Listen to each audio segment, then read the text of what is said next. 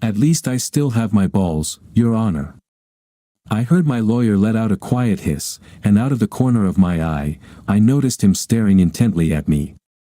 I thought that a guy with an hourly rate as astronomical as his should have a bit more self-control. He had warned me, no, practically begged me, to stop using that phrase, arguing that we were risking the loss of public sympathy. Public sympathy, it seemed, tended to sway judges into handing down more lenient sentences, but I knew something my dear lawyer didn't. From my spot at the defendant's bench, sitting there in handcuffs, I had a better view of the judge than he did. I noticed how the judge had quickly hidden a smile the first time I said it. That smile, paired with an automatic glance at the victim of my assault sitting angrily at his spot by his lawyer's table, told me everything I needed to know. I had a feeling the judge didn't like that bastard much either. May I have another word with my client, Your Honor?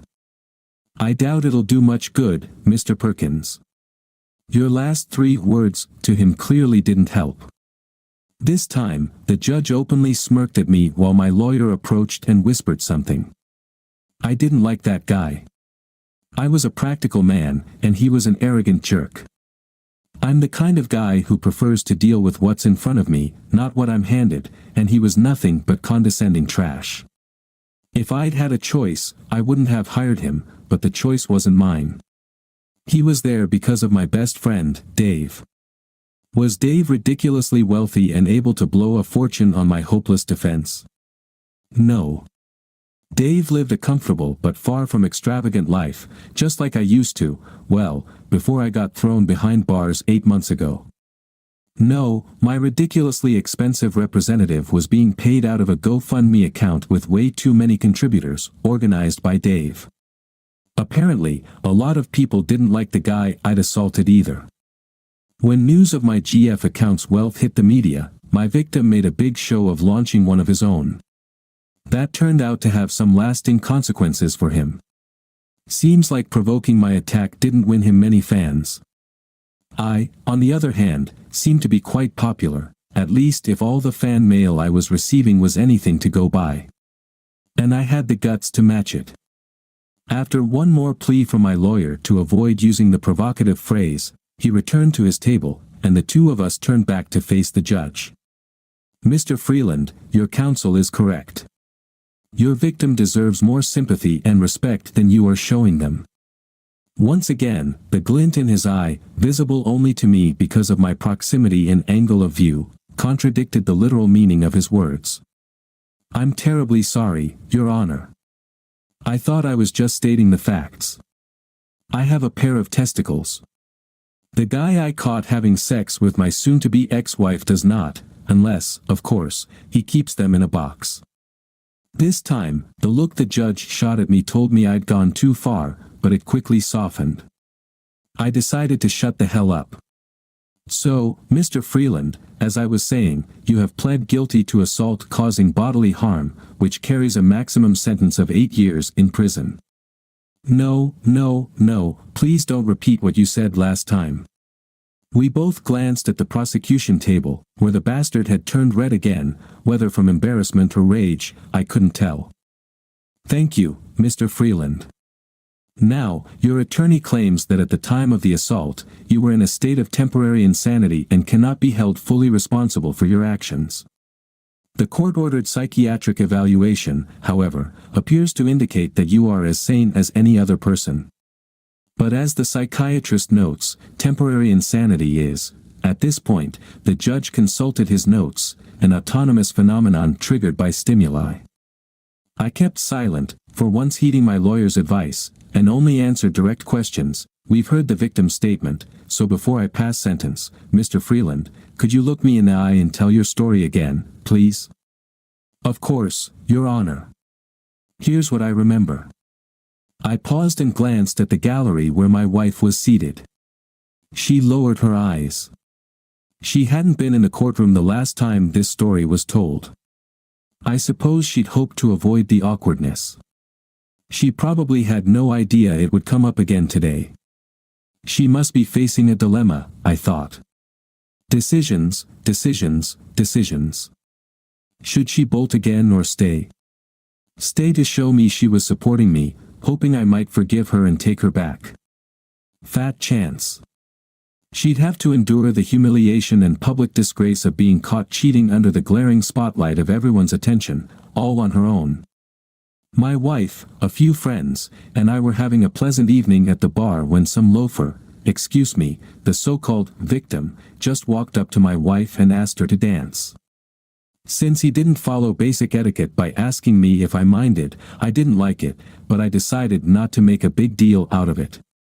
She danced 2 or 3 songs with this jerk and then came back to the table, so I figured everything was fine. It was, until she disappeared a little later. Turns out, she left with the guy she'd been dancing with. I paused to calm myself. Even after all this time, the memory of my wife's monstrous betrayal still filled me with rage. I guess one of the psychiatrists was right when they said, where there's deep pain, there's strong anger. He described anger as a secondary emotion, saying it never arises on its own.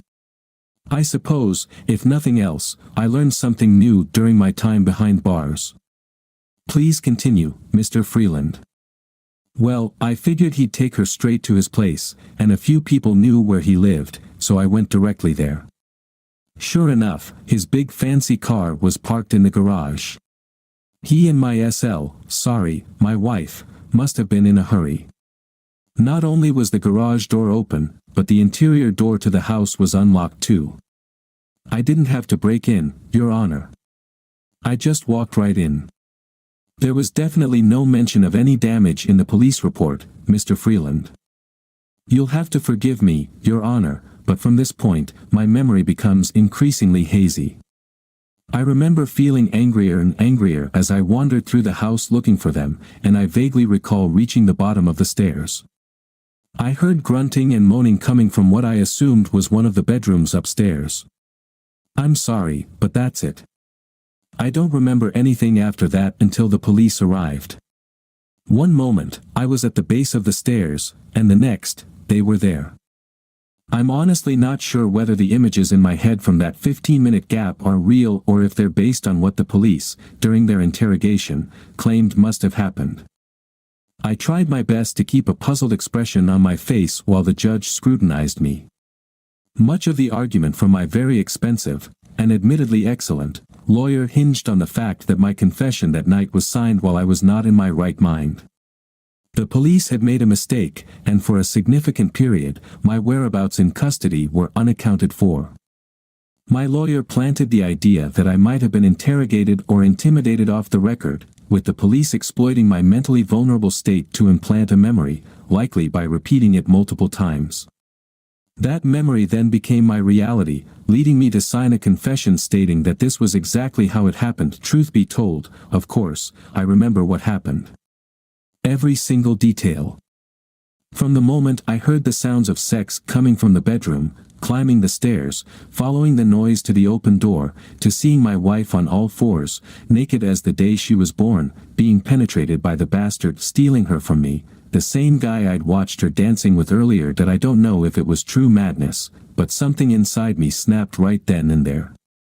And honestly, I don't think I can be blamed for my actions. The fornicating couple had no idea I was there, watching in shock as their betrayal unfolded before my eyes. She was moaning, screaming, and encouraging him, shattering any faint hope that she might have been an unwilling participant in this private sex party.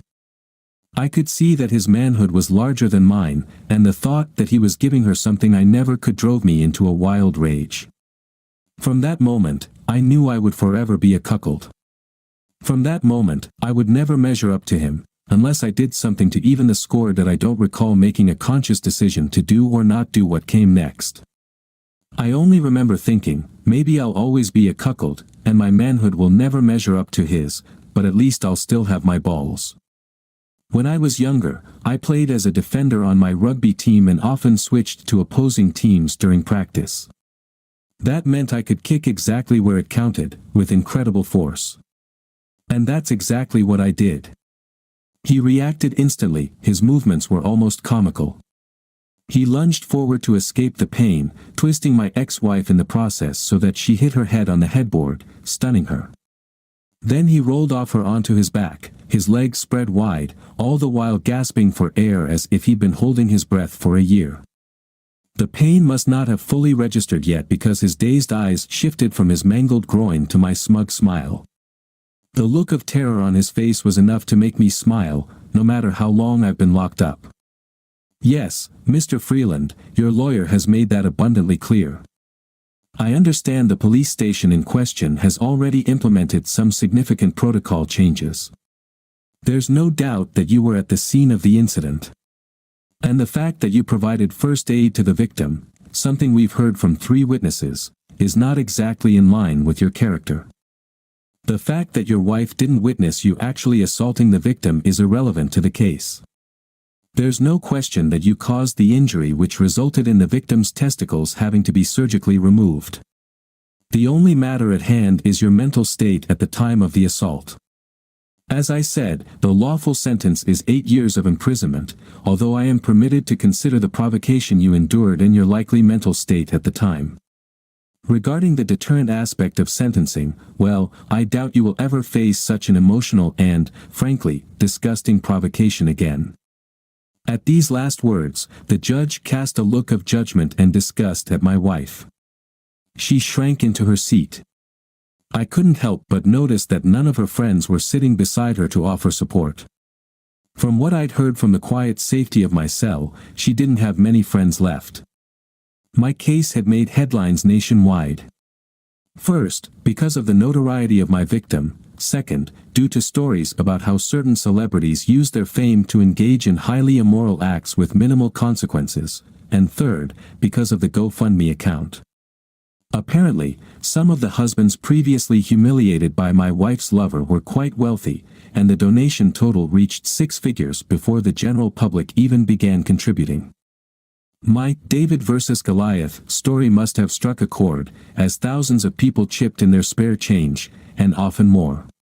The massive size of the fund ensured its fame and kept me, along with my wife's sins, at the forefront of the nation's attention, as well as that of our social circle. It became socially unacceptable to do anything but publicly shame her. I must have drifted into my thoughts because, suddenly, I heard applause in the courtroom. When the judge left the room, we all stood, and I looked around to see people smiling at me and giving me thumbs up. I turned to my lawyer. What the hell? He ruled that you were temporarily insane. You got lucky, man. He sentenced you to probation and 3 years of a suspended sentence. You're a free man. We shook hands, and he ensured I was escorted out. A bailiff shook my hand, patted me on the back, and leaned in to whisper, "I'm really glad you still have your balls, man." He escorted me, grinning madly, and my stern lawyer through the back exit, bypassing the waiting journalists. Once outside, I thanked my lawyer, and we went our separate ways. Turning the corner at the courthouse steps, I glanced toward the main entrance and saw the pack of reporters waiting for me. Although, I think pack is a collective term for hyenas. My change of prison attire must have thrown them off a bit, as no one paid me any attention while I walked past. I noticed another small group of people gathered on the steps opposite me. Damn it, my victim was holding his own press conference with his lawyer. They were standing on the lower steps in front of half a dozen cameras as I approached them. When I got within earshot, I heard the former local superstar, now publicly exposed for the scumbag he truly was, declare, "I vow to appeal today's ruling by the judge. This was a travesty of justice. Furthermore, I will file a civil lawsuit to clear my name, because having sex with married women is not a crime." At first, one, then more of the guys operating the cameras turned their reporters toward me. By the time I reached the former star, standing on the same level of the steps as him, half the cameras were pointed at me. The difference in height and weight, he was nearly a foot taller and outweighed me by 50 kilos, was only amplified as I invaded his personal space. The bastard actually took a step back from me, tripped over his own feet, and landed on his backside. From the ground, he quickly glanced at the camera lenses and realized how weak that made him look. I gave him my best smile. "Good luck with the appeal and civil suit." Whether I win or lose, I'm still sticking to my opinion. He turned bright crimson. Screw you. And you too, Mark Lavalier. The next day's local newspaper headlines were downright hilarious. Variations of "husband keeps his cool, little confident guy stands up to disgraced pro football player," and even "Lavalier loses his cool again" made the rounds. All the buzz caused my GoFundMe balance to keep growing, so I hired the best civil attorney I could find, hoping he might mitigate the damage from my inevitable loss. I waited 1 month, then 2, but the anticipated lawsuit never came. Finally, one evening, I found out why that I was quietly sipping a beer at a local bar on my way home when a large man approached me from behind. I knew he was large because he cast a shadow over me. He asked me not to turn around but explained that he was part of a men's support group that helps wronged husbands. Members of their group had a little chat with Lavalier, and he decided not to file a lawsuit against me. I didn't pry into why Lavalier came to that conclusion, but if all the friends of my new, mysterious ally were as big as him, I could easily imagine it. I offered to buy my new friend a beer, but he declined, so I simply thanked him and respected his wish to keep me facing the bar until he made it to the door. It's nice to have friends, even if you don't know them. After that, I watched Mark's career with interest. He was quietly ousted from the major league, where he had once been a star, and ended up in the minors. According to media estimates, his income dropped by more than 90%. About a year later, he made the news again. It was one of those evening shows that interview former celebrities. A friend recorded it for me. Lavalier continued whining, his voice noticeably higher-pitched, about the unfairness of it all. He claimed he had lost his testicles and that his testosterone levels had plummeted. He had lost muscle mass, drive, and aggression. This only added to the ridicule he faced every time he ran onto the field. He was suspended for 2 games after an opponent allegedly whispered, "At least I still have my balls." Cameras caught Mark turning and slapping the guy. If he'd punched him, it might have earned him some respect, but the slap only further damaged his reputation. Less than a month after that, he was fired when he was caught taking testosterone supplements, banned in professional sports as performance enhancers. After that, I lost track of him and only heard his name mentioned in discussions about the dangers of marital infidelity. As for Linda, her situation wasn't much better. Her friends, relatives, and acquaintances quickly realized that siding with her would mean being dragged through the mud brought on by her disgrace. They ran for the hills, flinging dirt at her as they fled. The media didn't hold back on the details of how she betrayed me. She became the poster child for the bad wife. Bereft of family and friends, hounded by the press and even by strangers on the street, she tried to escape the area. My family lawyer, who, as you might have guessed, is the best money can buy, ensured she couldn't take the kids far from me. In desperation, she turned to alcohol. When her children, left alone at home, called to tell me she had driven into the garage through the sliding doors and they couldn't wake her up, I made sure the police got there before I did. I left the garage door open so the reporters could photograph the kids' play equipment in the space next to where Linda usually parked her car. Her DUI arrest was just the cherry on top. My lawyer quickly convinced the judge that Linda was an unfit mother, though he was savvy enough not to propose that custody be granted to me, a convicted felon. Instead, the clever guy suggested that my parents be given legal guardianship. Thanks to my devoted supporters, the judge readily agreed to the generous financial support I was able to provide them. I had just moved in with my parents. Linda began drinking even more, which drew the attention of social workers monitoring her visits with the children. After a few months, she gave up and moved out of the area. She sends them postcards for every birthday and Christmas. They don't care. My fame, or rather, infamy, attracted a certain kind of available women, and things might have worked out if I were the type drawn to such women. But I wasn't. Eventually, I met an incredible woman. Actually, that word doesn't fully capture her essence. I admire her. She fled her country with 2 young children, her nieces. Her sister and brother-in-law were killed early in the conflict between their countries. But most importantly, she loves me for who I am, not for my notoriety. Although, late at night, after we've played our little games of hide and seek, she sometimes whispers in my ear, "I'm glad you still have your balls, Jim."